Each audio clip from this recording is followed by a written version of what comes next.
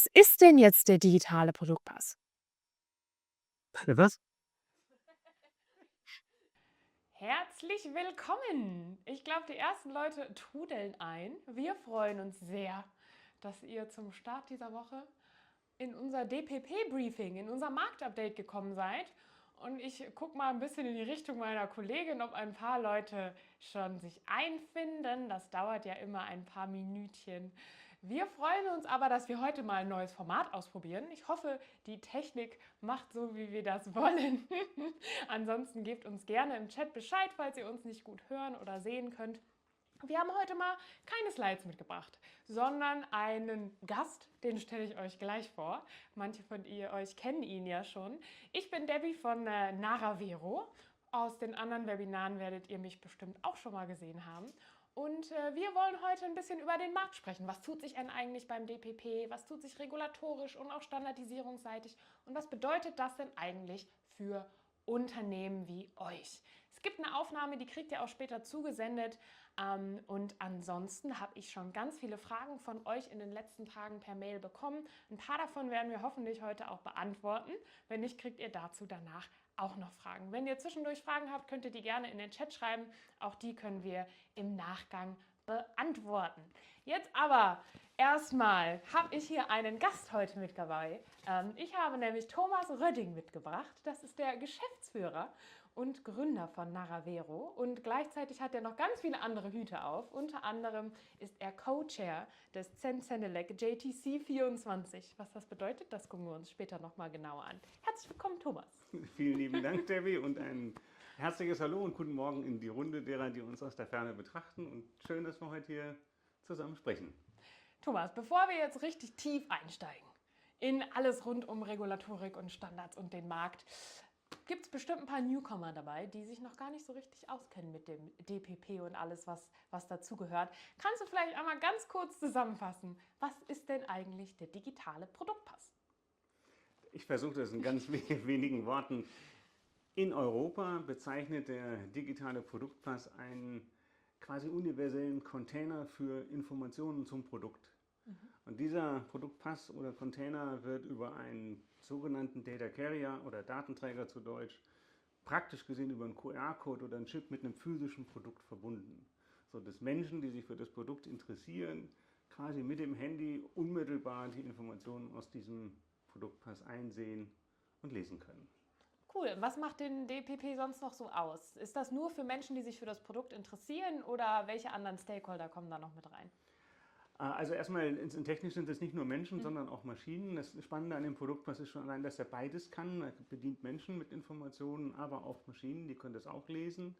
Und die Stakeholder-Struktur, wie das so schön neudeutsch heißt, die ist auch wirklich spannend, weil sie von vornherein auf 3 verschiedene Nutzergruppen abstellt. Als allererstes eigentlich getrieben durch die öffentliche Hand, die öffentliche Verwaltung, um Prozesse zwischen Unternehmen und der Verwaltung einfacher und schneller zu machen, was auf beiden Seiten Aufwand spart. Zum anderen aber auch, um Unternehmen zu Unternehmen in die Lage zu versetzen, leichter Daten digital weiterzugeben und letztlich, und wie man so schön sagt, last but not least, um Verbraucherinnen und Verbraucher in die Lage zu versetzen, sehr schnell Produkte miteinander zu vergleichen und auch viele weitergehende Informationen an einem und demselben digitalen Ort vorzufinden. Spannend. Genau, das Ganze kommt ja über die Ökodesign-Verordnung. Die hat das ja erstmal die ESPR 2024 auf die große Bühne quasi gehoben, mit so einem Schnellboot, was dran vorbeigesprintet ist. Für die großen Batterien, für bestimmte Batterien kommt ja der Batteriepass schon ab Februar 2027 verpflichtend. Für die anderen Produktgruppen kommt das jetzt ja so ein bisschen in Wellen. Der ESPR-Arbeitsplan sagt ja erstmal, dass in den nächsten Jahren bestimmte Produktgruppen priorisiert werden. Bei denen werden dann ja die einzelnen Regeln noch genauer festgezurrt. Und dann kommt dazu ja noch die horizontale DPP-Systemschicht. Und die hast du jetzt ja maßgeblich auch mit geformt, würde ich mal sagen, als Co-Chair des JTC 24, der Zensenelec. Was ist denn jetzt die Zensenelec und was ist das JTC 24 und was habt ihr denn da standardisiert? Ja, ich fange mal vorne an mit dem Mitformen. Da muss ich so ein bisschen bescheidener an die Seite treten. Ehrlicherweise waren das 450 Menschen aus 24 Mitgliedstaaten, die haben ihr Expertenwissen eingebracht, ausgehandelt in Hunderten, wenn nicht Tausenden von Meetings und Dokumenten. Und zusammen mit dem Chair durfte ich das Ganze begleiten, um zu organisieren, dass wir auch tatsächlich in einem sehr sportlichen Zeitplan zu dem Ergebnis kommen, wie sehen denn die technischen Umsetzungen aus, wenn die Ökodesign-Verordnung davon spricht, wir hätten gern so einen digitalen Produktpass, der das und das und das leistet und bietet. Wie machen wir das denn? Wie mache ich das als Unternehmen? Wie mache ich das technisch? Wie funktionieren die technischen Schnittstellen zum Produktpass? Und dafür hat man ein JTC, ein Joint Technical Committee oder zu Deutsch ein Gemeinschaftsgremium ins Leben gerufen, um zu sagen, dass die sonst so in der Normung getrennten Welten, da gibt es die mit elektrotechnischen Artikeln zu tun haben und mit nicht elektrotechnischen, um das mal so ganz plump zu formulieren. Und wenn man Standards hat, die beides betreffen, elektrische und nicht elektrische Teile, dann versucht man das in einem Gemeinschaftsgremium zu formulieren, damit man dieselbe Basis für alle Produkte schafft. Und das JTC 24 ist sozusagen zusammengefasst die Europäische Normungskommission oder das Normungskomitee, das von der Europäischen Kommission den Auftrag bekommen hat, diese Standards aufzuschreiben. Und am 1. Juni ungefähr, also vor 2 Wochen, haben wir dann auch die Ergebnisse. 6 von 8 Aufträgen sind schon fertig und haben diese dann auch veröffentlicht und 2 sind noch in den letzten Schritten. Spannend, cool. Da gucken wir gleich nochmal ein bisschen genauer drauf, was ist denn da eigentlich bei den Standards passiert. Wenn du jetzt aber diese große Zusammenfassung, die ich gerade einmal angeschnitten habe, sehen würdest, was fehlt dir denn da noch? Was ist denn jetzt in den letzten Monaten passiert, was vielleicht den DPP nochmal anders beschreibt und was erwarten wir da jetzt die nächsten Monate? Naja, ich glaube, das eine ist jetzt, worauf alle warten, ist erstmal, dass diese Standards vollständig veröffentlicht sind und die wichtigsten davon sind jetzt auch da, die kann man sozusagen einsehen und verstehen und lernen, wie nutze ich denn das europäische System für digitale Produktpässe. Das Zweite, was auf uns zukommt, ist am 19. Juli schaltet die Europäische Union die sogenannte Registry ein, also die Registratur, zu Deutsch klingt das so sehr bürokratisch, in der die Produktpässe offiziell verzeichnet werden. Also wenn ich als Unternehmen einen Produktpass herausbringe, dann muss ich mich bei dieser Registratur einmal anmelden und dann auch letztlich den Produktpass registrieren. Und das ist das, was sozusagen als erstes jetzt technisch passiert. Und zugleich gibt es aus einer Vielzahl von Branchen natürlich die Fragen danach, und was konkret muss ich eigentlich an Informationen dazulegen zu so einem Produkt? Und das wird jetzt schrittweise über sogenannte delegierte Rechtsakte vervollständigt, zu sagen, für jede Warengruppe oder Branche, wo es Sinn macht, auch tatsächlich diese Daten alle zusammenzutragen, entsteht so ein delegierter Rechtsakt, der dann aufschreibt, was brauche ich eigentlich alles konkret bei einem Kleidungsstück oder Möbelstück oder Bauprodukt oder was auch immer. Und das sind natürlich auch immer viele der Fragen, die mich erreicht haben hiervor, waren natürlich auch, okay, wann bin ich betroffen, welche Daten brauche ich denn ganz konkret? Und das kommt dann über die delegierten Rechtsakte. Korrekt. Also gerade im Sinne der Ökodesign-Verordnung, die ich ja, also zu Deutsch ehrlich gesagt, so ein bisschen unglücklich übersetzt finde, weil sie den Teil mit den nachhaltigen Produkten auslässt, der im englischen Teil der Bezeichnung ist. Im Sinne der Ökodesign-Verordnung, wo es um Kreislauffähigkeit geht, kommen diese konkreten Vorgaben für die jeweiligen Sektoren und Warengruppen jetzt Schritt für Schritt. Es gibt aber auch durchaus schon andere Warengruppen, wo für andere Zwecke die Dinge auch schon sehr konkret feststehen. Also wenn man bei Spielzeug zum Beispiel reinguckt, dann gibt es schon Sicherheitsvorschriften, da gibt es auch genaue Datenpunktvorgaben, was brauche ich alles an Daten für ein Spielzeug. Da geht es aber vorrangig nicht so sehr um die Kreislauffähigkeit, sondern um die Produktsicherheit. Aber da kommen wir vielleicht später auch nochmal zu. Also es gibt quasi unterschiedliche Wege, wie ich überhaupt vom digitalen Produktpass betroffen sein kann. Irgendwie entweder durch einen delegierten Rechtsakt, durch die Ökodesign-Verordnung oder irgendwie eine sektorale Gesetzgebung wie die Spielzeugsicherheitsverordnung oder wahrscheinlich auch durch Marktanforderungen. Hast du da schon viele Kundengespräche, wo auch schon der Markt sagt, hey, wir brauchen übrigens maschinenlesbare, interoperable Produktdaten? Ja, auf jeden Fall. Das ist eigentlich eine ganz spannende Frage. Allein also aus meiner persönlichen Sicht auf die europäischen Gesetze geguckt, ist die ESPR, die eben zu Englisch Ecodesign for Sustainable Products Regulation heißt, als Werkzeug im Prinzip aus 2 Teilen bestehend. Die ESPR adressiert, wie macht man Daten zur Kreislauffähigkeit nutzbar und sichtbar. Und auf der anderen Seite legt sich fest, wie funktioniert dieser digitale Produktpass überhaupt. wie funktioniert diese Technologie, die Idee, so einen Digitalcontainer an Produkte anzuheften. Das sind eigentlich zwei Themen und es gibt halt neben der Kreislauffähigkeit viele andere Aspekte, wo man auch Produktdaten braucht. Das fängt an mit Marktüberwachung, geht über Zollabwicklung, geht über Produktsicherheit. Und so gibt es eine ganze Menge Gesetze, dass man sich eigentlich fragen kann, ob nicht der digitale Produktpass mehr eine universelle Struktur ist, eigentlich mehr eine Infrastruktur ist.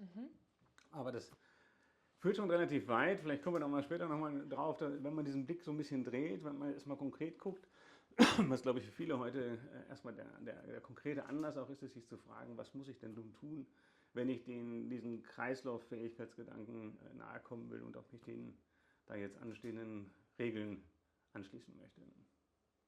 Cool. Also ich finde das mit dem gerade dieser Infrastrukturgedanke, das tut sich dann ja auch viel damit, wenn wir jetzt sagen, es gab die ESPR und jetzt wurden aber diese weiteren Gesetze immer weiter verabschiedet, die den DPP für andere Themen nutzen, für andere Ziele nutzen. Siehst du da, dass sich der DPP schon auch in diese Richtung entwickelt in der EU?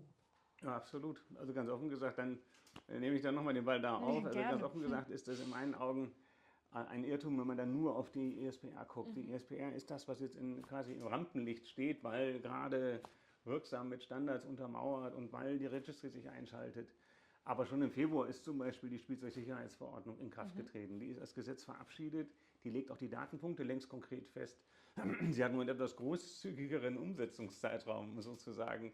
Darum ist sie nicht gleich nicht ganz so sehr im Rampenlicht. Aber eigentlich finde ich es wirklich spannend, ist der European Product Act, der jetzt gerade fürs 3. Quartal in Vorbereitung ist, der im Prinzip die Sichtweise ändert und sagt, wir haben so viele verschiedene Produktvorschriften, bei denen Unternehmen in der einen oder anderen Form immer Informationen mindestens schon mit Behörden austauschen müssen und gleichzeitig die anderen beiden, also Unternehmen und Kunden, aber auch die gleichen Interessen haben, die Daten doch irgendwie zugänglich zu bekommen, eine Bedienungsanleitung, eine Reparaturanleitung.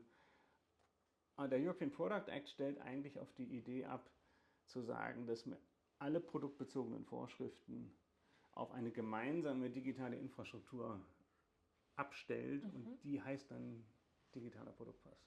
Also dann können wir wahrscheinlich erwarten, dass auch nach dem nächsten Quartal immer mehr andere Gesetzgebungen auch den DPP mitnehmen quasi und als Werkzeug benutzen, als Infrastruktur. Aus meiner Sicht ist es so und aus meiner Sicht ist es auch sehr, sehr, sehr sinnvoll und wertvoll, denn wenn es jetzt gerade aus einer wieder Perspektive von Unternehmen, aber genauso auch Verbraucherinnen und Verbrauchern, dieselbe Infrastruktur zu nutzen, ganz gleich, ob ich wissen möchte, wie ich was reparieren lassen kann oder wie ich es am besten verwerte oder wie ich ein Zubehör dazu bestelle und das richtige Bauteil, das richtige Ersatzteil oder eben die Sicherheitsinformationen auch verstehen möchte, auch schnell in meiner Sprache und so, das macht doch total viel Sinn, diese verschiedenen Dinge an ein einziges Konzept zu bringen, das die Sachen digital bereitstellt. Und auch aus Unternehmenssicht. Wenn ich jetzt mehrere Produktgruppen innerhalb meines Unternehmens habe, dass ich nicht für jede einzelne Produktgruppe wieder ein eigenes Portal, eine eigene Lösung, eine eigene Infrastruktur, sondern quasi eine Infrastruktur nutzen kann, um das alles gleichzeitig zu bedienen. Genau, und du benutzt auch in meinen Augen den Schlüsselbegriff. Das ist eigentlich viel spannender zu verstehen. Das ist nicht der persönliche Produktpass, ist ja auch nicht so ein, würde ich sagen, nicht der gewinnendste Begriff. Ein Pass hat für mich immer so schnell die Assoziation eines Kontrollpunkts, wo man den vorlegen muss und so. Aber eine Infrastruktur macht eigentlich viel mehr Sinn. Es ist die Idee, gedruckte Handbücher werden überflüssig. Ersatzteillisten, Zubehör, Verbrauchsmaterial, diverse Zertifizierungen und Zertifikate, die dazugehören und Erklärungen und all das quasi in ein einheitliches System zu bringen, ist für alle einfacher. Ist für die Behörden einfacher, was schon mal dazu führt, dass sozusagen eine Modernisierung mit geringeren Kosten auf der Verwaltungsseite passieren kann. Und für Unternehmen erst recht, die ganzen Daten zusammentragen müssen. Und für dich und mich auf der Kundenseite von Produkten ist auch ganz angenehm, wenn man nicht an 23 verschiedenen Stellen suchen muss, um alles zusammenzukriegen, sondern an einem einzigen Punkt alle Informationen hat. Spannend. Ja, gucken wir gleich auch noch mal ein bisschen mehr auf was bringt das denn eigentlich neben nur irgendwie Aufwand und Kosten, weil man natürlich gleich mal bei EU-Regulatorik das erstmal im Kopf hat. Was steht denn jetzt so auf deiner Watchlist neben dem EU-Product Act, vielleicht auch weltweit? Was denkst du, was kommt denn da in den nächsten Monaten? Über was werden wir vielleicht nächstes Quartal miteinander sprechen? Ja, ich hätte eine relativ konkrete Vorstellung, um das ganz ehrlich zu sagen, denn Ich hatte das Vergnügen, da auch Ende letzten Jahres einen Prozess ein Stück mitbegleiten zu dürfen, als der Gedanke entstand, das, was wir gerade besprochen haben, eine Infrastruktur für digitale Produktinformationen, die universell geeignet ist, die man auch für Zollabwicklung benutzen kann, die man für all die vielen Beispiele benutzen kann. Das ist ja kein rein europäisches Thema. Und es hatte sich eigentlich schon im Verlauf der letzten 1,5 Jahre gezeigt, dass in anderen Regionen dieser Welt diese Idee genauso fruchtet. Da gehören die Großen wie China zu, da gehört aber auch Japan, Südkorea und viele andere, Mexiko dazu, die alle gesagt haben, diese Idee, Produktdaten digital verfügbar machen, einheitlich, das ist doch gut. Und dann hat es am Ende des Tages, und damit ein Blick so ein bisschen aufs nächste Quartal, im letzten Jahr ein Gewinn von Ländern gegeben und es ist dann am Ende des Tages, Anfang dieses Jahres, ein sogenanntes ISO IEC JTC Nummer 5 beschlossen worden. Das ist also wieder ein Gemeinschaftsgremium, aber nicht auf europäischer Ebene für die europäischen Rechtsvorschriften, sondern international, weltweit für eine globale Zusammenarbeit mit diesen Produktdaten. Und dieses JTC feiert dann im nächsten Quartal auch seinen Kickoff und beginnt also dann seine Arbeit. Hat vielleicht nicht genau den gleichen Fokus wie in Europa, weil europäisch geht es auch darum, Gesetze zu erfüllen, also Produktcompliance mit zu erledigen. Auf der ISO-Weltebene ist das ja ein kleines bisschen anders. Es gibt ja kein Weltgesetz, aber es gibt vielleicht die Idee, wie kann man trotzdem mit gemeinsamen Standards sozusagen eine gemeinsame Sprache sprechen. Also wie andere ISO-Standards, die ja schon jeden Tag vertreten sind in unserem Leben, dann eben auch für, wie können wir irgendwie digitale Produktinformationen maschinenlesbar, interoperabel miteinander teilen. Genau, und das Ganze, wie man also so schön neudeutsch formuliert, klar inklusiv, also nicht die Idee, eine Technologie bestimmt jetzt hier oder ein Anbieter bestimmt. Das ist schon im europäischen Mandat so gewesen, dass man viel Augenmerk darauf gelegt haben, dass das viele Standards auch koexistent funktionieren und verschiedene Technologien nebeneinander. Und international ist das noch viel wichtiger, denn in Europa haben wir natürlich durch die Europäische Union so einen Rechtsrahmen, der kann im Zweifel auch Dinge durchsetzen.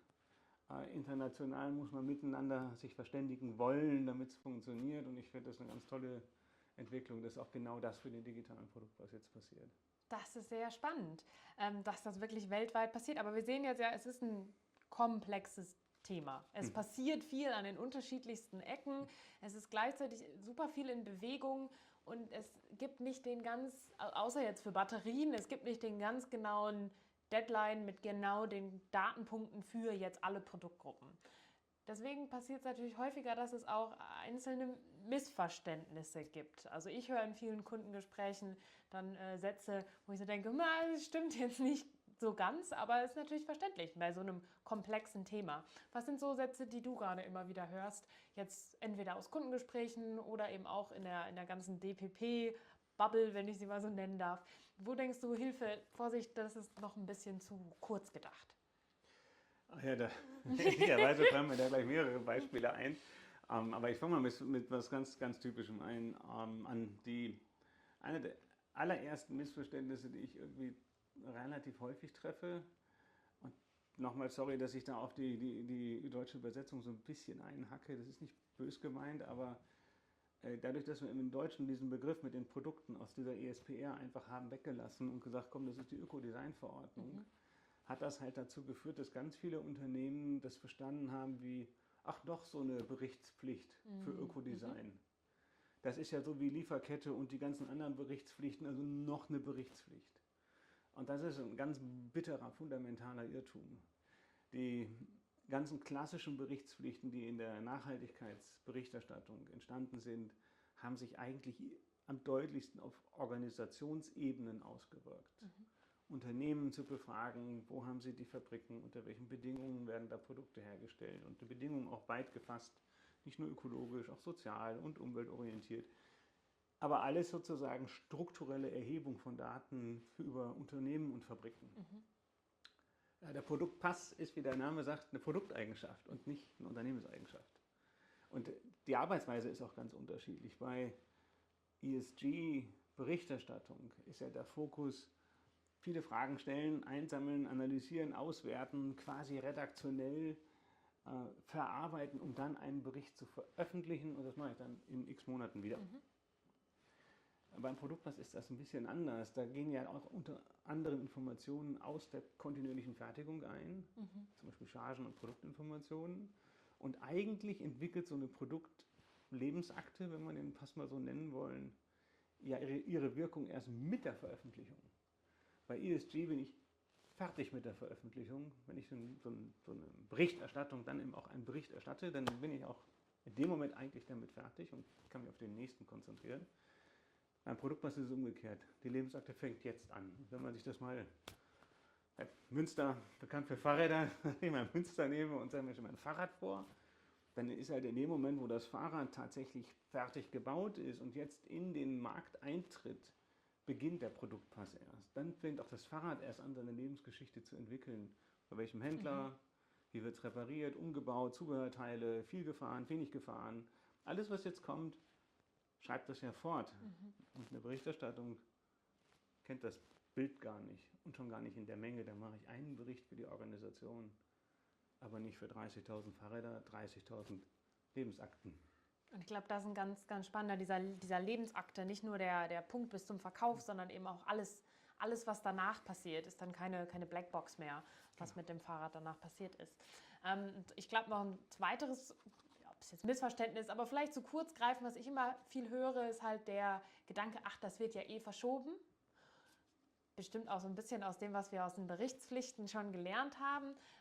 Und ja, wir müssen jetzt erstmal warten, bis dann wirklich alles ganz, ganz genau ist und wir ganz genau wissen, was sind denn jetzt zum Beispiel die Datenpunkte, die auf uns zukommen. Was würdest du dazu sagen?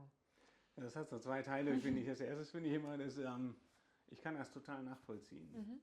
Die Informationen rund um den DPP sind echt schwierig zugänglich und gerade in den letzten Monaten kommen da jede Woche 5 neue Wissensträger auf die Welt, die nochmal 3 neue PowerPoint-Sätze zeigen und so. Es ist echt nicht einfach. Und wenn man dann sozusagen aus dieser Nachhaltigkeitsberichtsecke kommt und sich mal gefragt hat, was so mit der EUDR und so passiert ist oder mit der einen anderen Lieferketten-Transparenzdiskussion, kann ich das total verstehen. Wenn ich denke, schon wieder noch eine Berichterstattung, wir haben schon zweimal erleben dürfen, wie das so sich vielleicht über die Zeit verändert oder vertagt wird oder wie auch immer in den verschiebt, kann ich das nachvollziehen. Und das andere ist, hier ist aber alles anders und ich glaube, man ist ganz schlecht beraten, auf den spätestmöglichen Zeitpunkt zu warten. Da gibt es 2 Gründe für, oder 2 Gruppen von Gründen. Einen, da kommen wir vielleicht nochmal später drauf, weil wir im Moment ja immer bei diesem regulatorischen sind. Es gibt auch beim DPP Dinge, die man darf, nicht nur die man muss. Und das mit dem dürfen finde ich eigentlich persönlich super spannend, aber ich bleibe jetzt mal bei dem müssen. Dann ist das schon allein so, dass man ja relativ viele Informationen zusammentragen wird auf so ein einzelnes Produkt hin. Und wenn ich jetzt mal so ein Fahrrad denke, dann ist, glaube ich, jedem sofort vor Augen Bremse, Schaltung, Rahmen, Reifen, Klingel, Sattel, oh je, da sind viele Dinge, die zusammenkommen. Ich muss mich damit also beschäftigen, wo kriege ich die Sachen eigentlich her. Meistens sind die Informationen in vielen Stellen eigentlich schon vorhanden, nur nicht, wie man so schön sagt, orchestriert, sondern sie sind halt irgendwo da und man muss sie jetzt zusammentragen. Und ich persönlich würde mich immer fragen, wenn ich weiß, da kommt so eine größere Aufgabe auf mich zu. Ich weiß nicht, ob das Bild so geeignet ist, aber ich würde mich immer fragen, möchte ich eine Alpenüberquerung oder möchte ich vielleicht lieber Hügel für Hügel einnehmen, um das so zu sagen, und würde halt auf jeden Fall so früh wie möglich versuchen, alle die Dinge, die ich schon lösen kann, zu lösen. Wenn heute schon die Standards veröffentlicht wurden, kann ich mich jetzt damit beschäftigen. Wenn im Juli die Registry eröffnet, kann ich mich im Juli damit beschäftigen, die zu testen. Und je mehr ich diese Dinge, welche Daten habe ich denn schon und wie kriege ich die zusammen, jetzt erledige und mich darauf einstelle zu verstehen, wie ich das regelmäßig mache, dann ist es doch so, wenn dann ein delegierter Rechtsakt kommt, wir brauchen noch diese 25 Datenfelder. Okay, von den 25 habe ich aber vielleicht schon 15, dann gucke ich mir die anderen 10 noch an, die mir fehlen und bin auch geübt da drin, wie ich sie zusammenkriege. Mache ich das alles nicht und warte bis zum Ultimo, habe ich alle Probleme gleichzeitig, alle Risiken gleichzeitig, würde ich für nicht so schlau halten. Okay, ich würde mal sagen, wenn wir jetzt diese zwei Missverständnisse, auf der einen Seite sehen wir das Missverständnis, dass DPP nur ESG und irgendwie nur Berichtspflichten sind und auf der anderen Seite, wir können erstmal warten und es wird eh alles verschoben. Wenn wir jetzt ein Missverständnis des Quartals krönen würden, welches wäre denn jetzt das, wo du sagen würdest, das ist das Missverständnis des Q2s? Ja, zwischen den beiden jetzt eine Wahl zu treffen, ist relativ schwierig. Ja. Ich würde fast behaupten, die teilen sich den Platz 1. Aber ich glaube ganz deutlich, es ist ehrlicherweise wirklich einfach beides, auch wenn ich eins wählen soll. Die Idee, sich auf Berichterstattung zu beschränken, ist ein großer Irrtum. Produktpässe leben, sind eine Dokumentation für die Zeit, nachdem ein Produkt in den Markt eintritt. Und in vielen, vielen Warengruppen, nicht in allen, aber in vielen, werden sie fortgeschrieben. Das ist ein Konzept, das solche quasi unternehmensbezogenen Berichte überhaupt nicht kennen. Und das andere ist ganz ehrlich, das Warten und Warten, das halte ich halt für nicht schlau. Damit maximiere ich mein Risiko eigentlich und gleichzeitig vertue ich auch die Chance, freiwillige Mehrwerte zu realisieren. Also eigentlich ist es ein Doppelgewinn. Also ESG und Warten sind die beiden größten Missverständnisse. Ja, zu den Mehrwerten, da wollen wir ja gleich auch nochmal genauer drauf gucken. Aber gerade zu diesem Thema, wenn ich jetzt nicht warten will, aber wie kann ich gleichzeitig mit dieser Unsicherheit umgehen? Wie kann ich denn jetzt überhaupt für mich und meine Produkte herausfinden, bin ich betroffen? Sind die da überhaupt mit dabei? Muss ich mich vorbereiten? Sollte ich mich vorbereiten? Was denkst du? Wie würdest du darauf antworten?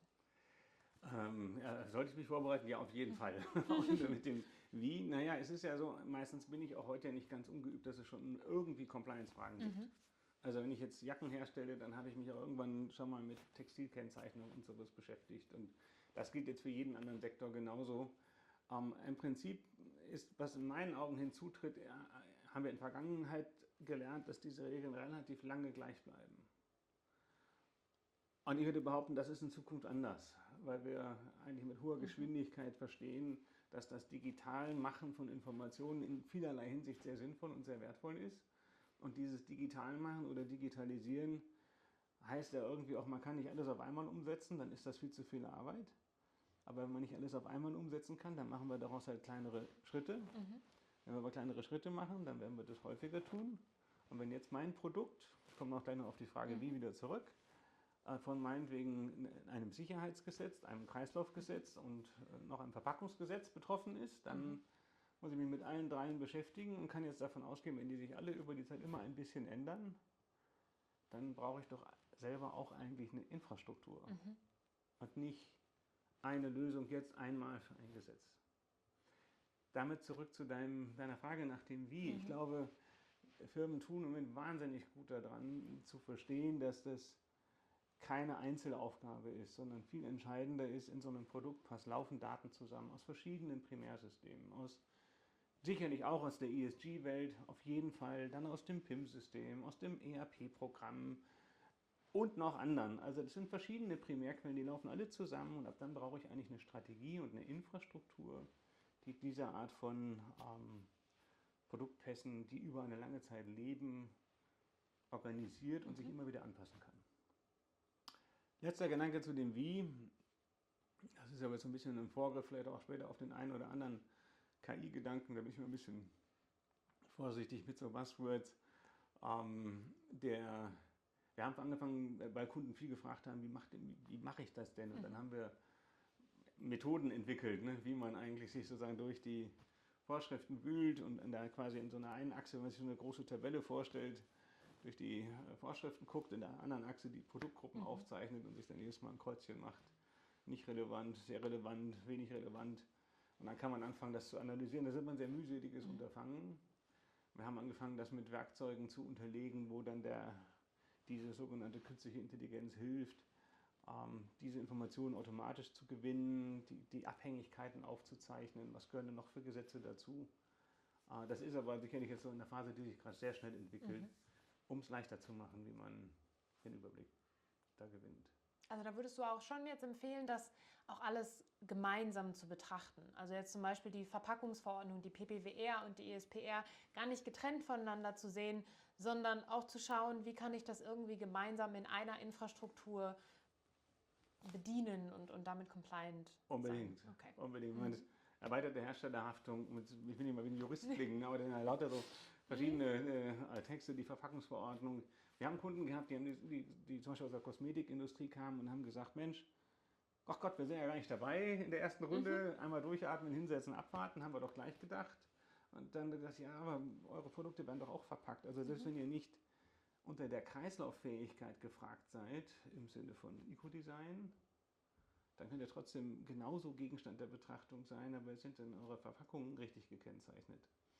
Und darum finde ich, ist es viel schlauer, sich gar nicht an den einzelnen Stellen aufzuhalten, sondern sich darüber im Klaren zu sein, wir brauchen so oder so oder so Produktinformationen digital. Weil jeder, der was verkaufen will, muss sich heute in irgendeinen Marktplatz einstellen und es gibt viele andere Gründe mehr. Lass uns doch lieber einmal eine richtige Infrastruktur denken, die die verschiedenen Compliance-Bedürfnisse bedienen kann und außerdem die Tür aufmacht, dass das nicht nur Pflichterfüllung ist, sondern auch Mehrwerte bietet. Spannend. Und ich glaube, gerade der Mehrwertsgedanke, der kam jetzt ja immer wieder auf. Deswegen würde ich doch vorschlagen, da gucken wir doch einmal ein bisschen genauer drauf. Also wir wissen, der digitale Produktpass kommt in Wellen für die einzelnen Produktgruppen. Er kommt irgendwann für alle physischen Produkte und die EU versteht es jetzt auch immer mehr als Infrastruktur, um unterschiedliche Nutzen damit zu erzielen. Und du hast vorhin von den unterschiedlichen Stakeholdern gesprochen, die da involviert sind. Was sind denn die Mehrwerte? Einerseits durch die Compliance vom DPP und andererseits darf man damit ja noch so viel mehr machen. Man darf freiwillige Informationen. Die EU möchte, dass Geschäftsmodelle darüber auch abgebildet werden können. Lass uns doch da mal genauer drauf schauen. Was bringt denn der DPP im Zusammenhang, in der Zusammenarbeit mit Behörden, mit quasi B2G, alles was Authorities, was Government angeht? Ja, also das finde ich ist sozusagen erstmal etwas, was gerne total übersehen wird und erst recht in dem klassischen Brüssel-Reflex untergeht. Wenn man immer Brüssel, neue Vorschrift, gleich mehr Arbeit und rutscht dann auch immer leider irgendwie in Floskeln wie Bürokratieabbau und so. Ich glaube, schlauer wäre sich zu fragen, wie kann man den Aufwand, der mit Bürokratie verbunden ist, klein halten oder wieder kleiner machen. Und genau da rein passt der DPP. Der hat die Idee, dass man nicht mit jeder Behörde auf unterschiedlichen Wegen irgendwelche Art von Informationsaustausch vereinbart, respektive ausführen muss. Ne? Als Unternehmen haben wir ja nicht so richtig die Wahl, wenn es Vorschrift ist, ist Vorschrift. Das macht der DPP anders. Diese Idee, Produktinformationen für verschiedene Behörden und unterschiedliche Produktgruppen auf dieselbe Infrastruktur als universellen Container zu bringen, heißt auch, für mich als Firma wird der Aufwand ja viel kleiner. Egal, ob ich jetzt sozusagen eine Konformitätserklärung unterbringen muss, ein Handbuch, einen Testbericht oder irgendwas anderes von irgendeiner notifizierten Stelle, testiert, wie auch immer. Ich kann einmal dieselbe Infrastruktur bedienen, anstatt 10 verschiedene Wege. Das ist auf Unternehmensseite deutlich effizienter, spart eine Menge Aufwand. Hoffentlich auch indirekt nochmal den Vorteil auf der anderen Seite, die Behörde hat auch weniger Arbeit, wenn wir anfangen, die Daten nicht 3-mal und 5-mal und 7-mal zu erfassen und immer anders. Dann könnten auch die behördlichen Prozesse vielleicht schlanker und schneller werden. Aber auf jeden Fall auf Unternehmensseite, wenn ich das aus einer Infrastruktur sehe, wird das schon mal viel, viel einfacher. Es sind also gar nicht komplett neue Daten, die ich irgendwie generieren muss, die ich einsammeln muss, sondern das sind teilweise schon Daten, die jetzt schon existieren, aber eben in unterschiedlichen Systemen und irgendwie ganz häufig wieder digitalisiert und in unterschiedliche Kanäle ausgespielt werden müssen. Richtig? Das würde ich weitestgehend so sehen. Es gibt immer auch mal ein paar neue Felder. Ich will jetzt nicht irgendwie so tun, als wenn es einfach nur ganz einfach, alles ist schon da. Das stimmt nicht ganz, aber andersrum, es wird im Moment auch viel mit der Angst verkauft, so nach dem Motto, du musst das jetzt machen. Und das sind hunderte von Feldern.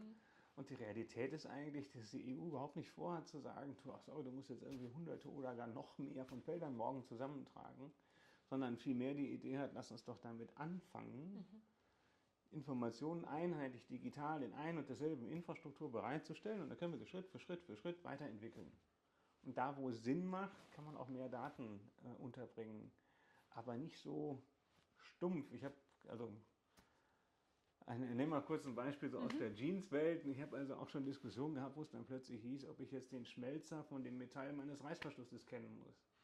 Wohl kaum, weil der Nutzen halt auch echt übersichtlich ist, der dadurch entsteht.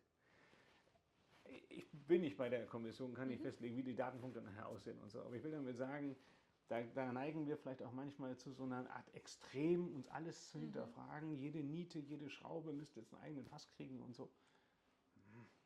Was bringt es denn? Es soll ja was bringen. Und da, wo es Sinn macht, werden Daten angefragt. Punkt. Und nicht überall da, wo ich mir noch vorstellen könnte, dass man auch Daten sammeln könnte. Warum? Passiert auch nicht. Also es ist eher dieses schrittweise vielleicht erweitern, schauen, wo liegt der größte Impact, was kann tatsächlich am meisten bewirken, wenn die Daten ausgespielt werden an die unterschiedlichen Stakeholder. Weil das ist natürlich auch, Behörden können ja zukünftig dann auf andere Daten zugreifen als jetzt die öffentliche Sicht. Auf was für Daten könnten das zum Beispiel sein und wie können die denn dann darauf zugreifen? Werden die dann an die Jeans gehen und da den Datenträger scannen oder wie funktioniert das? Im Prinzip funktioniert es so, aber das ist schon schön, dass du genau das ansprichst. Ist auch ein Teil, der jetzt in den Standards veröffentlicht werden wird, wie diese Sicherheitsunterscheidung stattfindet. Denn natürlich gibt es ja sehr gesunde wirtschaftliche Interessen zu Vertraulichkeit, dass man nicht alles offenlegt und dann sagt der Wettbewerb, Mensch, klasse, jetzt weiß ich, wo du einkaufst und zu welchem Preis am besten noch. Also natürlich nicht. Und trotzdem macht es bei anderen Produkten ja auch Sinn zu fragen, wir würden schon gern wissen, wo die wirklich herkommen und hätten wenigstens mal eine gerne Identität. Das reicht aber, wenn die Behörde das sehen kann. Wenn über die Marktüberwachung zum Beispiel reingucken kann oder der Pass von Zollbehörden mit einem Schlüssel anders gesehen werden kann. Das ist schon heute so, wenn man seinen eigenen Personalausweis oder Reisepass nimmt und man kann sich so eine App runterladen, dann kann man den auch auslesen. Trotzdem sieht man aber nicht alles, was da drin ist, sondern wenn ein Polizist das mit seinem Handy macht oder ein Grenzbeamter, dann sieht er noch ein paar Dinge mehr. Das ist doch auch völlig sinnvoll. Und von dieser Idee ist es eben auch beim DPP getrieben, zu unterscheiden, wer darf denn was sehen, mal ein bisschen von den Behörden weg. Wenn ich Batteriezellen reparieren soll, dann brauche ich vielleicht mehr technische Angaben als Reparaturbetrieb, um das gut machen zu können, als die ich jetzt als Verbraucher wissen muss. Ich habe immer Sorge, wenn bei der Fantasie was alles drinstehen könnte, wenn du oder ich das lesen sollen, wenn es zu viel wird, wird es auch nicht einfacher. Ne? Dann bringt es uns auch nichts, eine bessere Kaufentscheidung zu treffen. Zum Beispiel, genau. Und dann haben wir auch keinen Spaß, sich durch 300 Tabellen durchzuwühlen. Nö, also ich müsste es nicht haben, sozusagen. Sehr spannend. Wenn wir jetzt noch mal ein bisschen zurück auf die Mehrwerte. Jetzt haben wir über quasi Mehrwerte in der Zusammenarbeit, in dem Reporting quasi auch an die Behörden gesprochen. Wenn wir jetzt uns mal im B2B-Bereich anschauen, also Unternehmen, die Produkte an andere Unternehmen verkaufen, was ändert sich denn da durch den DPP? Allein das finde ich ist mega spannend. Denn normalerweise diese ganze wieder Brüssel-Reflex, Verpflichtung, neues Gesetz, neue Regeln, fängt eigentlich immer an mit Sie müssen. Wird auch gerne dann genauso kolportiert, Sie müssen, Sie müssen, Sie müssen, Sie müssen. Und bei der DPP-Gesetzgebung ist die Idee eine andere. Da steht auch, Sie dürfen, Sie dürfen, Sie dürfen. Also Sie dürfen auch freiwillige andere Informationen eintragen. Und wir möchten sogar, dass für Unternehmen Mehrwerte entstehen. So, das können wir jetzt zweiteilig, einmal quasi im B2B-Verhältnis sehen, mal ein ganz triviales Beispiel. Die meisten unserer Kunden heute fragen immer danach, wie schreibe ich so ein DPP? Und der gilt ja auch nicht nur für Endverbrauchsprodukte, der gilt auch für Komponenten, Zwischenprodukte und gegebenenfalls auch Materialien und Rohstoffe. Aber es ist auch so, wenn ich ein DPP schreibe und an den nächsten Betrieb in der Wertschöpfungskette weitergebe, dann möchte der den vielleicht auch einfach einlesen können. Und das Ganze separat sich zusätzlich organisieren müssen, erfülle ich die Einkaufsbedingungen, bringe ich die entsprechenden Nachweise bei, alles was da noch so zugehört, was ich immer bisher irgendwie organisieren muss, wie ich Glück habe mit Industriestandards aus Verbänden, hoffentlich nicht allzu viele davon, wenn ich Pech habe im Einzelnen, das geht auch alles in Zukunft in dieselbe Infrastruktur ein und damit können Unternehmen nicht nur automatisiert Produktpässe herstellen, um sie weiterzugeben, sondern aus einer Einkaufsperspektive, ob ich nun Industriebetrieb bin und Material zukaufe, ob ich Marktplatz oder Händler bin, kann ich die eingehenden Produktpässe auch automatisch prüfen und lesen, weil sie ja maschinenlesbar sind, anders als der ESG-Bericht. Kann also auch meinen Prozess gleich komplett digital führen. Und wenn man nur dieses klassische Bild, Product Carbon Footprint, da muss ich viele Daten zusammenbringen und durchführen. Je mehr ich jetzt sozusagen in allen zugelieferten Produkten auch einen digitalen Produktpass vorfinde, kann ich die darin enthaltenen Daten gleich digital weiterführen. Also wenn ich es mir jetzt quasi so vorstelle, dass ich jetzt diesen Datencontainer habe, zu meinen Produkten habe ich jetzt, davor habe ich ja viele der Daten auch schon, weil meine Kunden sie jetzt ja schon anfragen. Und davor musste ich dann die unterschiedlichsten Portale bedienen. Hier ist ein Lieferantenportal, hier direkt irgendwie in ERP oder ins PIM rein. Und die brauchten alle irgendwie die ähnliche Daten, nur in unterschiedlichen Formaten. Und ich muss sie manchmal manuell, manchmal automatisiert irgendwie wieder wo eingeben. Und das würde sich quasi mehr streamline auch durch den DPP, dass ich quasi meinen Datensatz interoperabel, strukturiert, maschinenlesbar weitergebe und mein Kunde kann es direkt automatisiert in seine Systeme übernehmen. Genau. Es steht sogar im Gesetz drin, das auch von vielen noch, glaube ich, nicht so im betrieblichen Sinne so recht wahrgenommen wird, dass die Ausschreibungen der öffentlichen Hand für Produkte einen DPP einfordern. Da ist ja schon ausgedrückt die Idee, wenn wir wollen, dann wenigstens dafür sorgen, dass auch diese Vereinheitlichung auf digitale, zuverlässige Informationswege für Ausschreibungen gelten. Und das ist natürlich nicht nur bei der öffentlichen Hand interessant, sondern auch für viele, viele Betriebe, die heute ja gerade im internationalen Handel echt eine Herausforderung haben, mit vertretbarem Aufwand die Informationen, die da eingehen, irgendwie digital nutzbar zu machen und dann auch noch zu bewerten, ob sie denn den eigenen Erwartungen entsprechen. Und dann, wenn man ganz, ganz extrem reingeht, sich dann noch fragen, kann ich diesen Daten auch vertrauen oder wie kann ich denn da auch mehr Sicherheit reinbringen? Und das ist genau so eine Linie, die sich gerade entwickelt, die mit einer echten Digitalisierung viel, viel mehr bietet, als wir das in der Vergangenheit kennen.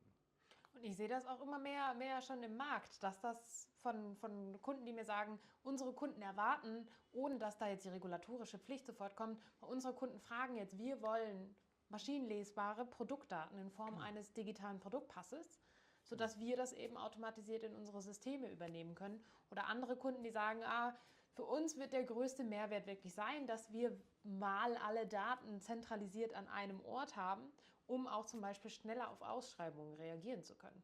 Absolut, absolut. Und es geht ja im Prinzip bei der Unternehmenssicht sogar noch mal weiter, sofern du da auch in die Richtung weiterdenken magst, was ist denn mit den Kunden? Und Kunden gibt es ja auch als Privatpersonen und als Unternehmen, als Endkunden.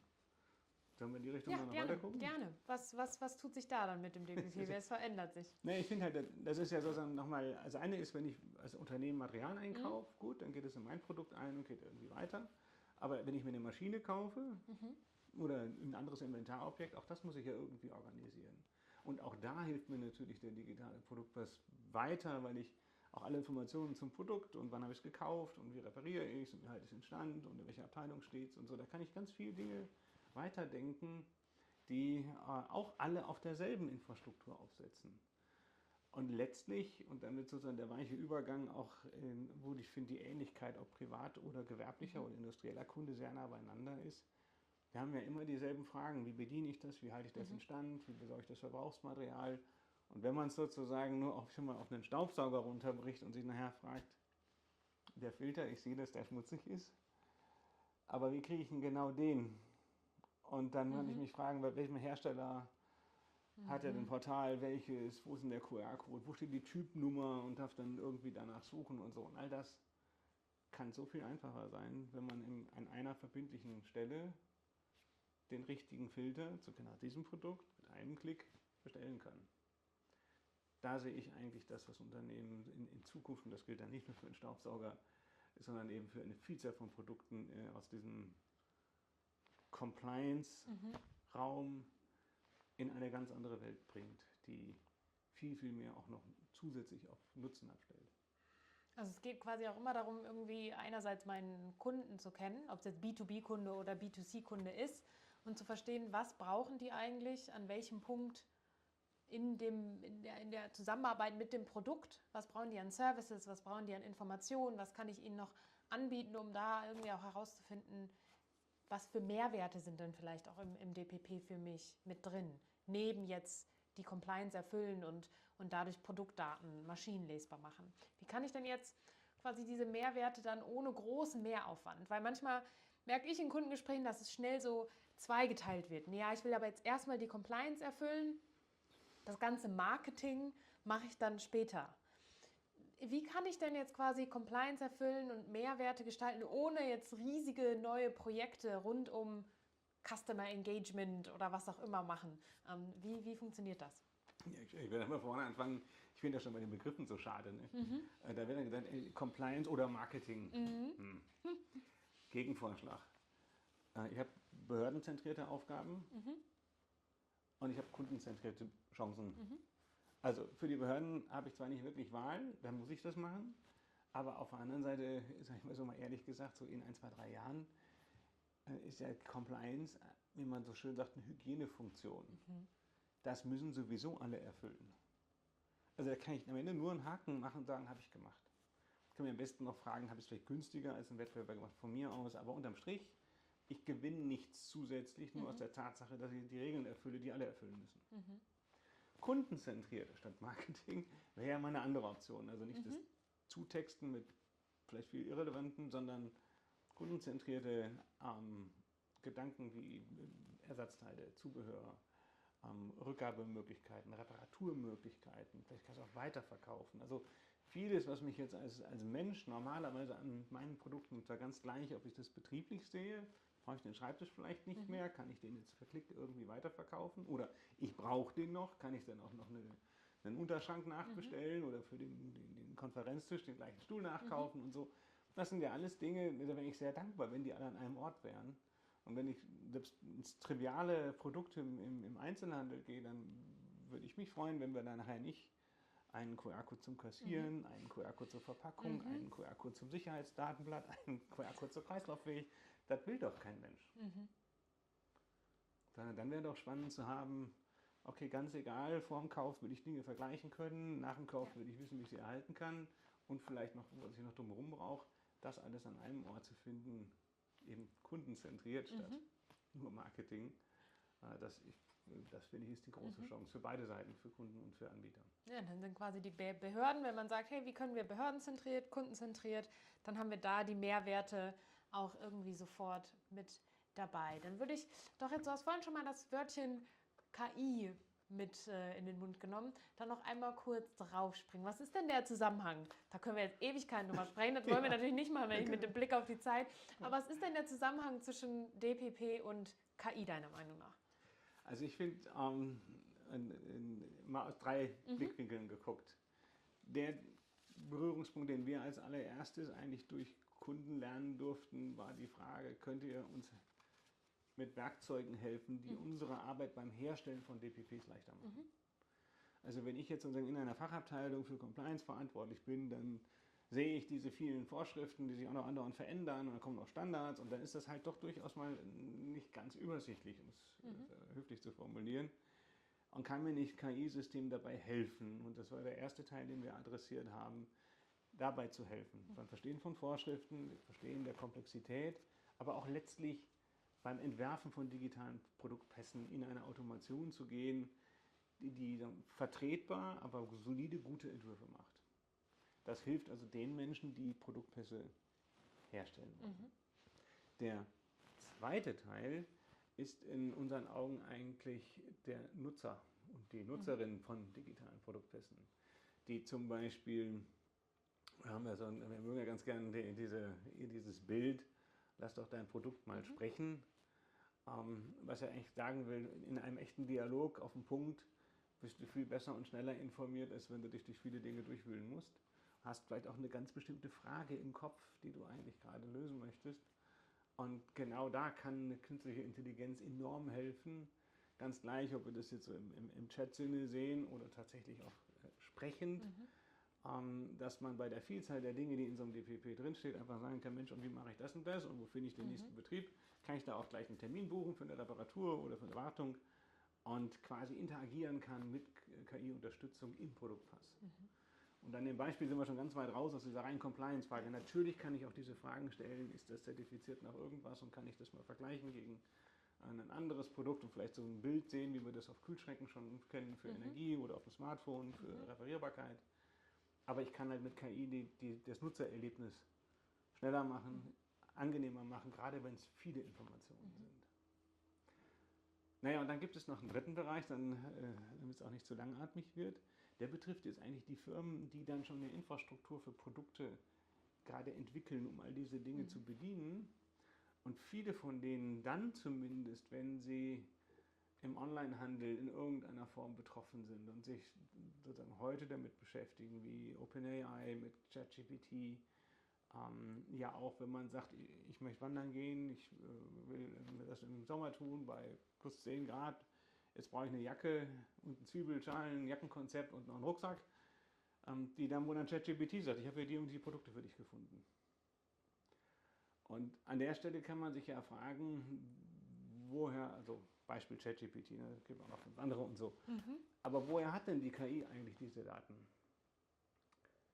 In der Vergangenheit war das immer so über sogenanntes Crawling, sucht auf vielen Webseiten sich die Dinge raus. Dabei ist das Problem aber ja so ein bisschen, dass ich nicht zwingend eine Verlässlichkeit habe, ob ich mich da auf diese Daten auch tatsächlich berufen darf. Darum finde ich, ist der DPP an der Stelle unfassbar spannend. In Europa schaffen wir mit dem DPP und der Digital Product Passport Registry ja eine Infrastruktur, für die Unternehmen auch haftbar einstehen. Jetzt kann ich also dieselben Daten aber auch verwenden, um aus Sicht der KI-Systeme eine zuverlässige Quelle zu gewinnen. Denn die Produkte, die daher kommen, die müssen ja richtig sein. Also wenn ich Anbieter bin und dieselben Daten in derselben Infrastruktur sowohl verwenden kann, um die Compliance zu bedienen, das Nutzererlebnis zu verändern und sie dann auch noch in die KI-Systeme einzuspielen, damit sie von dort verwendet werden, weil sie eine höhere Vertrauenswürdigkeit genießen, dann ist das der dritte Punkt. Sorry für die Langatmigkeit, aber... Nee, ich finde das sehr, sehr spannend. Also es ist gar nicht nur die Maschinenlesbarkeit und die Struktur der Daten, die hier eine Rolle spielen bei KI-Systemen, sondern es ist wirklich die verifizierte, die Daten, wo ein Unternehmen für haftet und sagt, das sind meine Produktdaten und dadurch wird der DPP quasi eine vertrauenswürdige Quelle für die KI-Systeme. Und das auch. Und Vertrauen ist ja oft ein Problem, weil gerade bei der Massenpublikation von Daten und so, und wenn dann noch von irgendwo geliefert, es wird immer schwierig, kann ich mich ja nicht darauf verlassen, dass das auch stimmt, was da drin steht. Und auch da nochmal kurz zu den typischen Missverständnissen. Nein, nicht der DPP wird für jedes Datenfeld jetzt zwanghaft 130.000 Nachweise fordern, dass bloß alles richtig eingetragen ist, was ein gigantischer Aufwand wäre. Aber natürlich darf man über die Zeit aus Sicht der Europäischen Kommission doch lernen und sagen, bei den 3 Feldern, da merken wir immer häufiger, da wird jetzt ein bisschen zu viel Schindluder betrieben. Da ändern wir jetzt die Anforderungen und fangen dann da und da noch Kontrollpunkte aufzulegen und das sozusagen zu verschärfen. Eben nach Bedarf, nicht nach Theorie. Und ich glaube, das ist dann für alle unterm Strich besser. Also das zeigt ja wieder dieses sich bewegende Ziel. Es wird nie jetzt einmal starr festgelegt, sondern es wird sich immer weiter bewegen, was auch kommt. Und das bringt mich so ein bisschen zu dem letzten Punkt, den wir noch in den letzten Minuten beleuchten wollen, ist ja so, okay, jetzt stehen die Unternehmen davor und sagen, es kommt was. Entweder kommt es über die Regulatorik oder es kommt durch den Markt oder es kommt, weil sie merken, cool, ich kann richtig viel damit auch meinen Kunden in den Fokus stellen und durch den DPP viel erreichen. Was machen die denn jetzt? Wie können die tatsächlich starten? Und du hast vorhin das Bild von den Hügeln versus die Alpenüberquerung. Magst du da noch einmal drauf eingehen, was das bedeutet? Total gern. Also aus heutiger Sicht haben wir etwas über 200 Erfahrungsberichte, muss man sozusagen. 200 Kunden, die ja doch ganz unterschiedlich sind. Und wenn man sie so ein bisschen grob erstmal auseinanderhält, dann würde ich mal die ganz Großen vom Mittelstand und Kleineren unterscheiden, weil die ganz Großen organisatorischen echte Herausforderungen haben. Welches Team soll es denn machen? Und das ist dann gar nicht so einfach, weil das kommt aus der Regulation, Nachhaltigkeit, dann ist es ein CSR-Thema. Dann ist es aber irgendwie auch irgendwas, was mit Produktdaten zu tun hat und Masterdatenmanagement. Und dann ist das alles nicht so ganz einfach. Darum ist das auch nicht eine Antwort für alle Konzerne, sondern da ist tatsächlich sozusagen ein komplexerer Abstimmungsprozess. Bei den mittleren und vielleicht noch bei den großen noch zu Ende gesagt, da arbeiten wir auch ganz gern mit großen Unternehmensberatungen zusammen, die da so oder so oft eingebunden sind, um dieser Komplexität auch auf der beratenden Seite die richtigen Menschen zur Seite zu stellen. Das sind nicht wir, sondern das sind dann im Zweifel eben große Kooperationspartner, die in dem Thema einfach auch zu Hause sind. Im Mittelstand sehe ich das ein bisschen anders. Da ist es oft eine Frage, wenn man es aus einer Inhaberperspektive sieht, dann versucht man eigentlich gleich ein interdisziplinäres Team zu finden, wo kundenzentriert und behördenzentriert, wenn man das mal an dem Beispiel lassen, zueinander finden und After Sales und Pre-Sales auch zusammen denken und sagen, das ist eigentlich eine Schnittstelle zum Kunden. Ganz konkret, bei den kleineren leichter würde ich mich mit den Verbänden auseinandersetzen, die alle heute sagen, ich trage mal zusammen, wie der Stand der Dinge ist und anfangen auch so ein bisschen einen Kriterienkatalog aufzubauen. Wenn man in den Markt guckt, will ich das wirklich selber machen, will ich einen externen Partner nehmen, will ich einen Partner, der jetzt genau ein Thema lösen kann oder will ich eigentlich mich mit dieser Frage Infrastruktur beschäftigen. Da kann ich anfangen, so ein kleines bisschen einen Kriterienkatalog zu entwickeln und in jedem Fall, ganz ehrlich, ganz egal ob groß oder klein, so schnell wie möglich anfangen. Nicht, weil ich diesen Markt toll finde, das tue ich auch sowieso, aber es tun auch genügend andere, sondern einfach wegen dieser aus vielen Unwägbarkeiten einige Erfahrungen zu machen und wenig Risiko zu machen. Und je früher ich das angehe und die Nutzen, die da entstehen, die entstehen so oder so, ganz egal, ob der Delegated Act ein halbes Jahr früher oder später kommt. Also all diese Kombination, die entsteht sowieso. Und dann kann ich doch besser mich früh damit beschäftigen, früh Nutzenerfahrungen sammeln und mein Vorgehen immer nur in überschaubaren Schritten an den Bedarf anpassen, anstatt zu warten, um dann alles gleichzeitig zu haben. Darum würde ich empfehlen, schnell starten. Sind dann quasi diese kleinen Hügel von Genau. in die Produktion einbringen, IT-Systeme, ein interdisziplinäres Team schaffen, Mehrwerte schon mal anschauen, welche Systeme und Prozesse müssen sich ändern. Und wenn man sonst am Ende vor den großen Alpen steht, wenn jetzt auf einmal der delegierte Rechtstag da ist oder die Pflicht immer näher rückt und man merkt, huch, das ist ja doch ein riesiges Thema, was da auf einen zukommt. Und das sind dann jetzt eben die Erfahrungen, die unsere Kunden schon machen, dass es eben in kleineren Schritten nicht ein Riesenthema ist, sondern eindeutig machbar. Da auch mal vielleicht 2, 3 ganz schnelle Beispiele, dass man auch sieht ja im Prinzip unter diesen, wie auch immer, etwas über 200 Kunden, ist ja im Moment keiner, der muss. Nicht dann sehen. Das sind ja alle, welche die gesagt haben, mache ich vorher. Und da gibt es Unternehmen, die machen schon von einem 1,5 Jahren angefangen, einen Batteriepass machen zu wollen.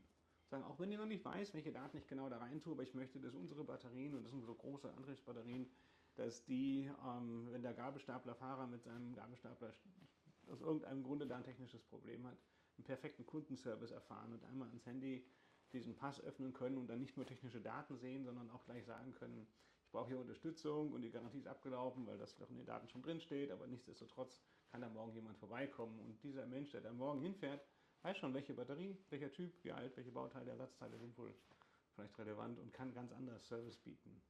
Gleiches haben wir bei einer großen Modemarke, ich werde jetzt immer vorsichtig Firmennamen ja nennen oder nicht, aber im Kern, die haben halt gesagt, wir machen so viel, um Kreislauffähigkeit gut zu machen. Lass uns das doch auch mal also auf einer positiven Ebene erklären, kommunizieren und mit Mehrwerten versehen. Menschen ansprechen, nicht nur sagen, hier ist ein Datenblatt, sondern etwas machen, was unsere Kundinnen und Kunden begeistert, sich mit dem Produkt zu beschäftigen.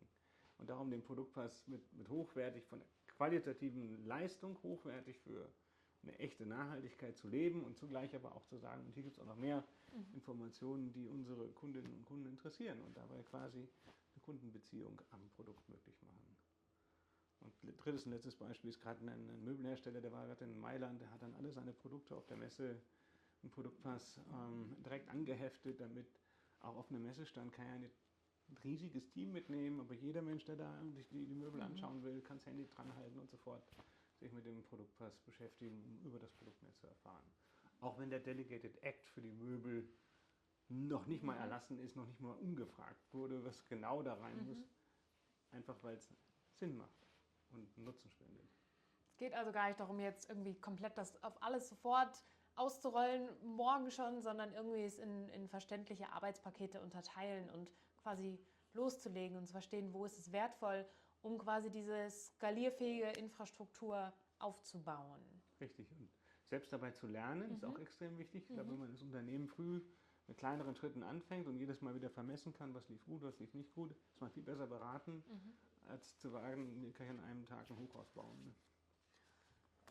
Das ist auf jeden Fall ein spannender Punkt. Ich gucke gerade auf die Zeit. Wir sind hier schon am Ende, Thomas. Wir haben schon eine Stunde hier fast geschnackt.